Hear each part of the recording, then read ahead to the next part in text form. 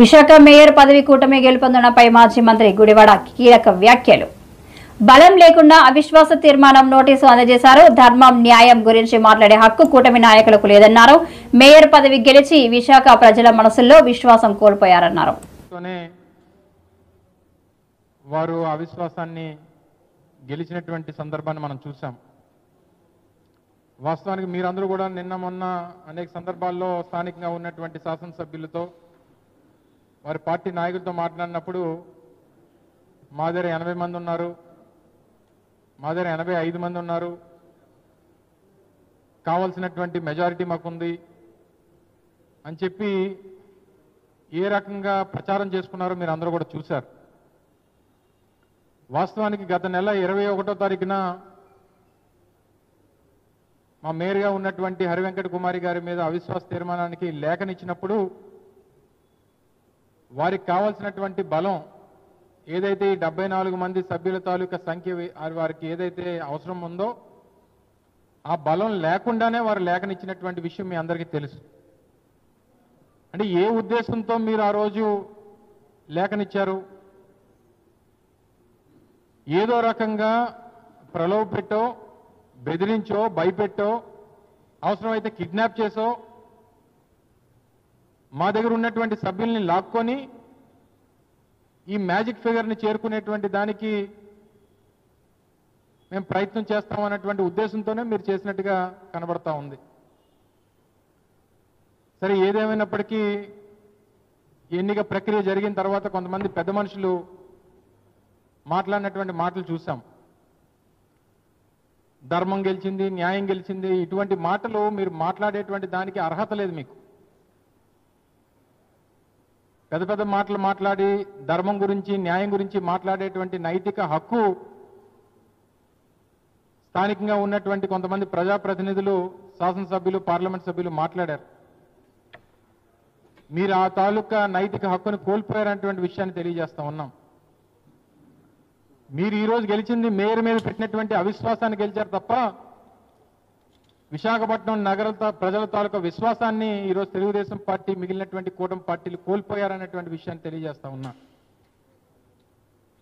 ప్రజాస్వామ్య పద్ధతిలో 2021లో జరిగినటువంటి ఎన్నికల్లో విశాఖపట్నం ప్రజలు వైఎస్ఆర్ కాంగ్రెస్ పార్టీకి మద్దతు పలికి 98 మంది కార్పొరేటర్లకి ఎన్నికలు జరిగితే 59 మందిని గెలిపించి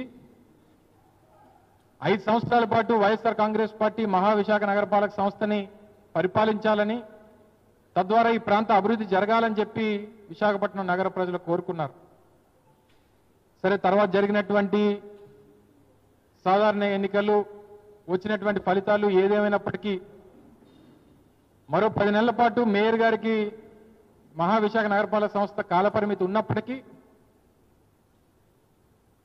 మీరు ఈ రకమైనటువంటి అధర్మమైనటువంటి పనులు చేసి దాదాపు 27 మంది మా వైఎస్ఆర్ కాంగ్రెస్ పార్టీ కార్పొరేటర్లని కొంతమంది సంతలో పశువులు కొన్నట్టు కొంతమందిని కొన్నారు, వారికి ఉన్నటువంటి వ్యాపారాలను బెదిరించి కొంతమందిని లాక్కున్నారు,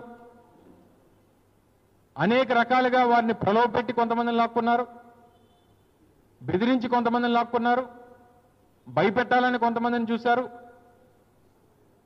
ఇవన్నీ చేసి ఇన్ని అధర్మమైనటువంటి పనులు చేసి ఇందాక పెద్దలు చెప్పినట్టు, కన్నబాబు గారు చెప్పినట్టు, చావు తప్పి కన్ను లొట్టబోయినట్టు కరెక్ట్గా 74 దగ్గరికి వచ్చి ఆగారు.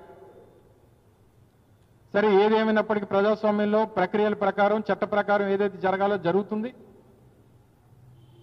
మేము కూడా నిన్న మా సభ్యులందరికీ కూడా విప్ జారీ చేశాం. అవిశ్వాస తీర్మానానికి హాజరయ్యేటువంటి సభ్యులు ఎవరైతే ఉన్నారో వారందరూ కూడా అవిశ్వాస తీర్మానానికి వ్యతిరేకంగా ఓటు వేయాలని చెప్పి వారిని ఆదేశించాం. దానికి సంబంధించినటువంటి లేఖను కూడా మా విప్ ఎవరైతే మేము పెద్దలు మాజీ శాసనసభ్యులు తైనాలి విజయ్ కుమార్ గారి ద్వారా విప్ని జారీ చేశామో వారు ఇప్పుడే రిటర్నింగ్ ఆఫీసర్ కలెక్టర్ గారికి వారి లేఖను సబ్మిట్ చేశారు. వారి సమాధానం కోసం చూసిన తర్వాత ఎట్టి పరిస్థితుల్లో ఆ 27 మంది సభ్యుల తాలూకా సభ్యత్వం కోల్పోవడం ఖాయం.